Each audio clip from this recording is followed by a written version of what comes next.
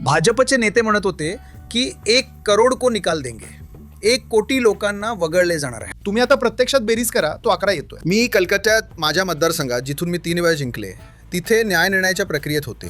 माझं नाव न्याय निर्णयाच्या प्रक्रियेत होतं आणि दुसऱ्या न्याय निर्णयाच्या समावेश प्रक्रियेत ते मतदार यादीत नुकतंच परत आलंय. तृणमूल बार आम्ही इथल्या अनेक मतदारांशी बोलत आहोत आणि भाजपचे नेते आणि ते म्हणतात की मतदारसंघाचं विभाजन आणि ध्रुवीकरण ते करत नसून उलट तुम्ही केंद्र राज्य असं म्हणून ते करत आहात आणि तुम्ही ध्रुवीकरण करत आहात. हो. बंगालच्या मतदारांचा यावर तुमचं उत्तर काय आहे? नाही, तुम्ही बघा, जर तुम्ही ती भाषणं जी खूप भेदभावपूर्ण आहेत,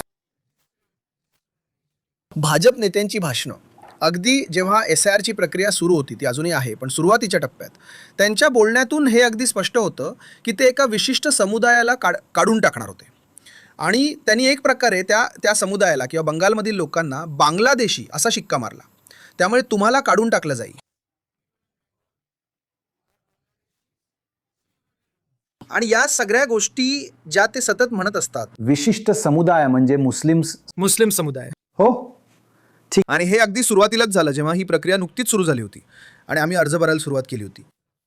त्यावेळी त्यांनी भाजपचे नेते म्हणत होते की 1 करोड को निकाल देंगे, 1 कोटी वगळले जाणार आहेत. तुम्ही आता प्रत्यक्षात बेरीज करून बघा, तो आकडा जवळपास तेवढाच येत आहे. तर ते धर्माच्या आधारावर ध्रुवीकरण करत होते आणि हे सिद्ध झालंय की जर तुम्ही समजा मालदा किंवा मुर्शिदाबादचा डेटा पाहिला, जे प्रामुख्याने मुस्लिम बहुल आहेत, आणि तुम्ही प्रकरणांची संख्या पाहिली तर तुमच्याकडे लाखो प्रकरणं न्यायनिवाड्यासाठी जात आहेत. म्हणजे 11 लाख न्यायनिवाड्यासाठी कुणी आपलं काम कधी संपवणार आहे? तर मुद्दा असा आहे की ते तिथे होतच, तर ते धर्माच्या आधारावर ध्रुवीकरण करतायत. आणि मग असं एक कथन रचायचं की रोहिंग्या, मुस्लिम किंवा घुसखोर किंवा घुसपैठ यांना वगळलं जात आहे. पण जर तुम्ही प्रत्यक्षात, आणि आम्ही प्रत्यक्ष जमिनीवर आहोत, आणि जर तुम्ही खरोखर माझ्या मतदारसंघाबद्दल बोललात, जो पुन्हा प्रामुख्याने हिंदू बहुल आहे, पण इथे हिंदू मतदारांची नावही वगळली जात आहेत, आणि हे इतकं हास्यास्पद आहे कारण तुम्ही महिलांना वगळत आहात आणि तुम्ही असं बोलतात की तुम्ही वगळत आहात समजा बंगाली किंवा बंगाली लोकांना. हा जो नायनाट आहे तो आश्चर्यकारक आहे. हे धर्माच्या आधारावर आहे, हे भाषांच्या आधारावर आहे. आणि त्यांनी जो हिशोब केलाय तो असा आहे की भाजपला एका कमी केलेल्या मतदार यादीसह पुढे जायचं आहे. एक अशी मतदार यादी ज्यात तुम्ही विशेषतः त्या भागांमध्ये जिथे फरकाचं प्रमाण, जिंकण्याचं मताधिक्य कमी होतं कदाचित 2024 मध्ये, तर त्यांनी त्यावर काम केलं आहे आणि त्यामुळेच तुम्हाला 60 लाखाहून अधिक न्यायनिर्णय आढळतात. आणि तुम्हाला आश्चर्य वाटेल, मी सुद्धा कलकत्त्यामध्ये माझ्या मतदारसंघात जिथे मी 3दा जिंकले तिथे न्यायनिर्णयाखाली होते. माझं नाव न्यायनिर्णयाखाली होतं. अरे देवा. आणि मी दुसऱ्या न्यायनिर्णय समावेशात मतदार यादीत एक प्रकारे नुकतीच परत आले. मी कसेबसे आत येण्यात यशस्वी झाले जेणेकरून मी माझा उमेदवारी अर्ज दाखल करू शकेल. डॉक्टर पांजर, ही SIR प्रक्रिया होत आहे. तुमच्या मते वाईटात वाईट झाले तर तुम्हाला किती जागा गमवाव्या लागतील असे तुम्हाला वाटते? आम्ही पाहत आहोत आणि एक प्रकारचे अंतर्गत अहवाल, भाजपचे अहवाल, जे सांगतात की ते 45पेक्षा कमी जागांवर उभे आहेत, त्यामुळे उरलेल्या जागा आमच्या आहेत. 45? ते 45पेक्षा कमी जागांवर उभे आहेत. तुम्हाला असे का वाटते की बघा, म्हणजे जर त्यांना विजयाची इतकी खात्री होती तर त्यांना ह्या SIR प्रक्रियेद्वारे मतदार यादीत फेरफार करून जवळपास 90 लाख मतदारांची नावे का वगळावी लागली? का? जर तुम्हाला इतका आत्मविश्वास असेल तर राजकीयदृष्ट्या लढूया, पण तुम्हाला हे का करावे लागले? हे खूप अन्यायकारक आहे. मी आत्ताच त्या बाईंशी बोलत होते. त्या 2002च्या आधी स्थलांतरित झाल्या होत्या, त्यामुळे त्या जिल्ह्याच्या यादीतही नव्हत्या किंवा त्यांचे आई वडीलही स्थलांतरित झाले आणि त्या इथे येईपर्यंत त्या 2002 मध्ये स्वतःला समाविष्ट करू शकल्या नाहीत. पण त्या तेव्हापासून मतदार ओळखपत्रासह भारताच्या नागरिक आहेत, पण त्यांचे नाव वगळण्यात आले आहे. मला नाही माहित की माझ्याकडे त्यांच्या प्रश्नाचं काही उत्तर आहे. आम्ही तुम्हाला माहिती आहे प्रयत्न करत आहोत. ते इतकं आव्हानात्मक आहे त्या सगळ्यांसाठी. प्रत्येक वैयक्तिक प्रकरण स्वतःच अद्वितीय आहे आणि जेव्हा तुम्ही कोणाला तरी फॉर्म 6 परत करायला सांगता तेव्हा मी इतकी वर्ष मतदार होते, हा माझा संपूर्ण वारसा डिलीट होत आहे. मी 2026 मध्ये एक नवीन मतदार बनणार आहे आणि एक मतदार म्हणून माझ्या त्या संपूर्ण वारशाचं काय होणार? आणि एक मंत्री एक म्हणून. नाही, मी स्वतःबद्दल बोलत नाहीये. कोणताही मतदार नाही, कोणताही मतदार. हे कोणत्याही मतदाराबद्दल आहे. नाही, पण त्या बाबतीत तुम्ही एक सामान्य आमदार आहात, कारण तुम्ही एक नागरिक आहात. मग मी एक असामान्य आमदार आहे, पण हे कोणत्याही व्यक्तीबद्दल आहे. जर तुम्ही असं सांगितलं गेलंय की तुमचं नाव वगळण्यात आलंय, ठीक आहे, या आणि फॉर्म 6 भरा. आणि फॉर्म 6 नेहमी सांगतो की तुम्हाला नवीन मतदार व्हायचं आहे. तर याचा अर्थ असा की तुम्ही माझा माझ्या मतदानाचा जो इतिहास आहे तो पुसून टाकतात. मी नाही, म्हणजे तो मतदार. हे इतकं अनियंत्रित आणि इतकं विसंगत राहिलंय ही संपूर्ण प्रक्रिया. मॅम, या SIR आणि जवळपास 90 लाख मतदारांना वगळल्यामुळे तुम्हाला वाटतं का की भाजप आता पुन्हा स्पर्धेत आली आहे? बरं, आम्ही जो संदेश घेऊन जात आहोत तो हा आहे की हे आहे, हो नक्कीच तुम्ही ममता बॅनर्जींना पाठिंबा द्याल, पण त्याच वेळी जे मतदार आता मतदार यादीत शिल्लक आहेत त्यांनी खरं तर यातून निषेध केला पाहिजे त्यांच्या मतपत्रिकेद्वारे की हे असं तिच्या शेजाऱ्यासोबत किंवा त्याच्या शेजाऱ्यासोबत किंवा मित्रासोबत किंवा नातेवाईकासोबत घडायला नको होतं. तर मग मतदार यादीत आईवडील असतील आणि मुलांची नावं पुसली गेली आहेत किंवा मुलं आहेत, आईवडील नाहीत, हे एक तर त्यांनी खरं तर ज्याला वगळण्यात आलं आहे त्याच्यासाठी निषेध केला पाहिजे. तर आम्ही म्हणतो आहोत जे तिथे आहेत त्यांच्याकडून हे एक निषेधमत असायला हवं, कारण हे लोक सरळ सरळ दादागिरी करत आहेत.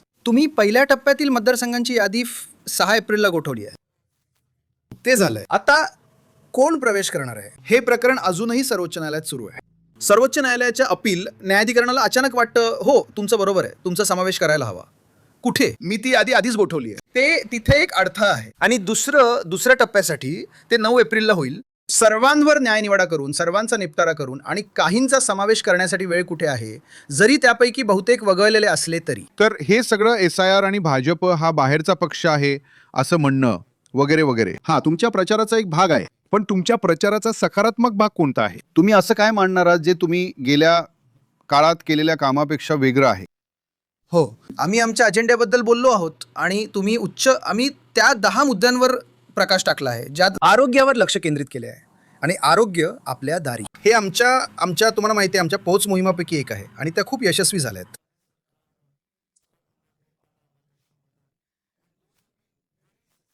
तर ह्यावेळी सुद्धा आरोग्य आपल्या दारी ते सुद्धा त्यापैकीच एक आहे. आणि पुन्हा होय, आम्ही एक सामाजिक कल्याण केंद्रित आहोत. हे फक्त आमचं राज्य नाही, मला वाटतं आपलं संविधान सुद्धा हेच सांगतं. तर ते कार्यक्रम सुरू राहतील आणि चालूच राहतील. आणि त्याशिवाय तुम्हाला माहिती आहे उद्योग रोजगाराला प्रोत्साहन हे सर्व ठरलेलं आहे. आम्हाला याबद्दल बोलायचं आहे की अशा निधीच्या वंचिततेत आम्हाला स्वतःच्या हिंमतीवर कसं तग धरून राहावं लागलं की ज्या योजनेबद्दल ते बोलतात, ज्यात त्यांनी महात्मा गांधींना काढून टाकलं, ती योजना इथे बंगालमध्ये आहे, जी अर्थातच पश्चिम बंगाल सरकारद्वारे राबवली जात आहे. तर ती उपजीविकेची खूप सामान्य साधनं आहेत, पण पुन्हा खूप महत्त्वाची आहेत, कारण त्यात मालमत्ता निर्मिती आहे, राज्याचा विकास आहे आणि अर्थातच ते लोकांना मजुरी देते. एक मुद्दा असा आहे की जर तुम्ही आकडेवारी पाहिली तर तो असा की पश्चिम बंगालचा विकास दर जवळपास अखिल भारतीय स्तरावर आहे, थोडासा वर, पण अनेक राज्यांपेक्षा खूपच खाली आहे आणि तुमचा पायात कमी आहे.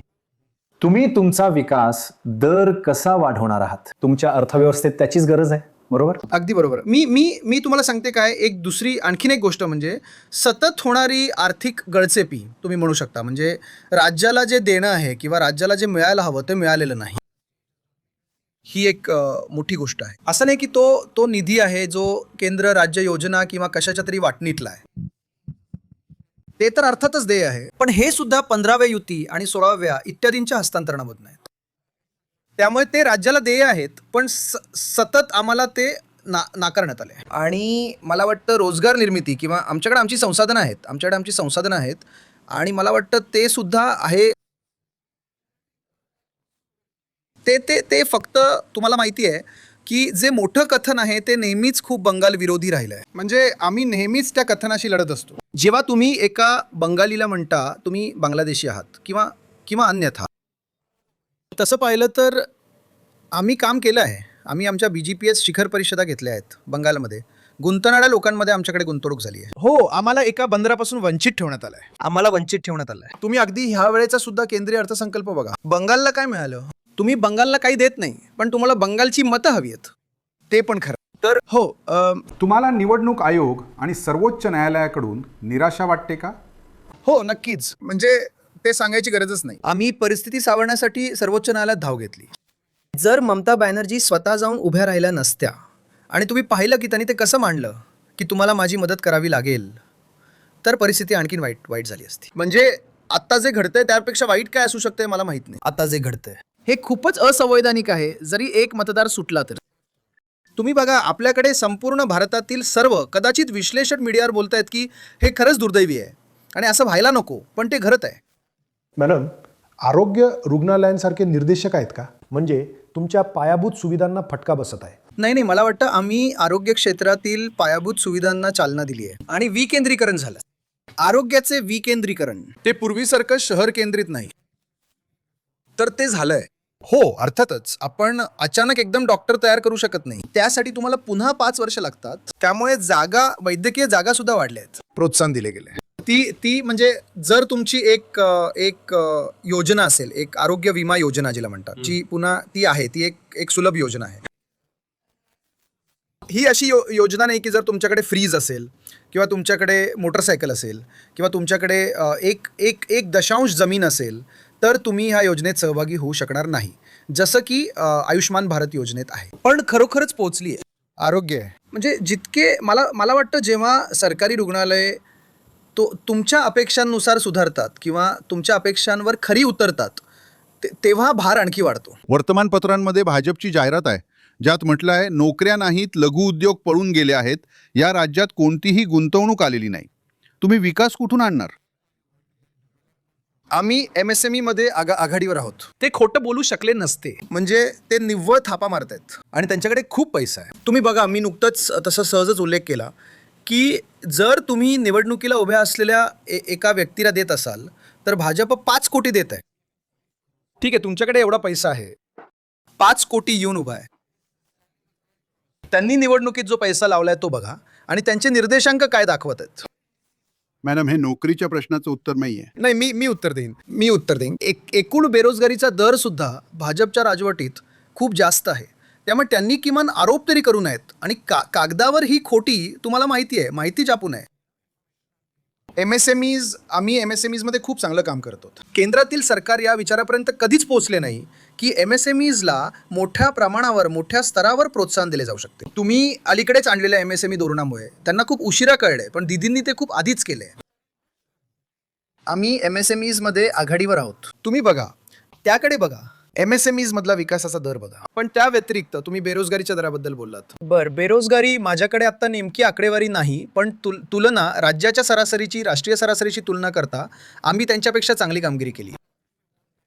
म्हणजे कमीत कमी भाजपने तरी हे म्हणू नये. मागच्या निवडणुकीत तुम्ही महिलांमध्ये खूप पुरे आहात, भाजपपेक्षा 10% जास्त, पण पुरुषांमध्ये तुम्ही फक्त 4% पुढे आहात. म्हणून तुम्ही महिलांमध्ये खूप जास्त मजबूत आहात. तुम्ही काय करत आहात? कारण आणि तसंही हिंदू पुरुषांमध्ये, विशेषतः उच्चवर्गीय हिंदू पुरुषांमध्ये तुम्ही खूप मागे आहात. पुरुषांना तुमच्या बाजूने वळवण्यासाठी तुम्ही काय करत आहात? आम्ही त्यांना समजावून सांगत आहोत की SIRच्या कार्यवाहीकडे बघा, जिथे तुम्ही प्रत्यक्षात मतदार याद्यांमध्ये फेरफार करत आहात. म्हणून ते लोकशाहीसाठी धोकादायक आहे आणि जर ते स्वीकारणार असतील तर उद्या परिस्थिती पुन्हा आणखीन वाईट होईल. म्हणजे आम्ही त्यांना सांगतोच की तुम्ही बाहेरच्या जगाकडे पाहण्याची गरज आहे. कारण अगदी गॅस सिलेंडरच्या किमती, म्हणजे आपल्याला हे जाणून घेण्याची गरज आहे की बाहेरच्या लोकांवर कशाचा परिणाम होत आहे. जेव्हा तुम्ही निर्णय घेता तेव्हा ते सुद्धा खूप महत्त्वाचं आहे. आणि माझ्यावर विश्वास ठेवा, जेव्हा मी तथाकथित लोकांशी संवाद साधला आहे, जसं तुम्ही म्हणालात, जसं मी म्हणाले, आम्ही कधीच वर्गीकरण करत नाही.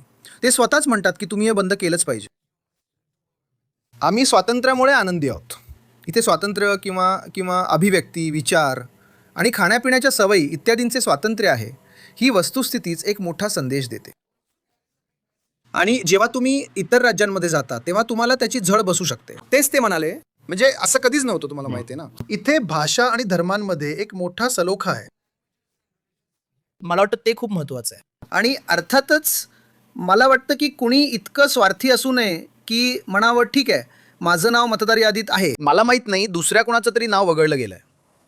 मी तुम्हाला एक दिवस हे तुमच्यावरही येईल, ते तुमच्यावर येईल. आमच्या लोकांना ज्यांनी बंगालमध्ये गुंतवणूक केली आहे किंवा जे तिथे गुंतलेले आहेत त्यांना धमकी का दिली जात आहे किंवा वेगळ्या प्रकारचा संदेश का दिला जात आहे की तिथे गुंतवणूक करू नका? गुजरातमध्ये या किंवा मध्य प्रदेशात या. असं का असावं? म्हणजे हा आजचा विशेषाधिकार आहे. त्यांना का वाटावं तुम्हाला माहिती आहे? ते राज्यात सर्व काही अतिशय कमी प्रसिद्धी मिळवून करतात, पण राज्याच्या बाहेर ते खूप प्रसिद्धीच्या झोतात राहतात. पण तसं तो संदेश नाही आहे. म्हणजे जर आपलं सामरिक स्थान किंवा आपली संसाधने किंवा पूर्वेकडील किंवा अतिपूर्वेकडील देशांचं प्रवेशद्वार इतकं फायदेशीर आहे तर तुम्ही परवानगी दिली पाहिजे. पण इथे अगदी कोणत्याही व्यावसायिक गुंतवणुकीत सुद्धा राजकीय हस्तक्षेप आहे. राजकीय गुंतवणूक हस्तक्षेप आहे. तर बघा, आम्ही कशाच्या विरोधात लढत आहोत? रोजगार सुरू करणं अवघड आहे. तुम्ही एक महान वक्त्या म्हणून ओळखल्या जाता. आम्हाला एक बंगाली वाक्य सांगा ज्यामुळे खूप मोठी प्रतिक्रिया मिळते. आमच्या समोर ते मोठ्याने म्हणा.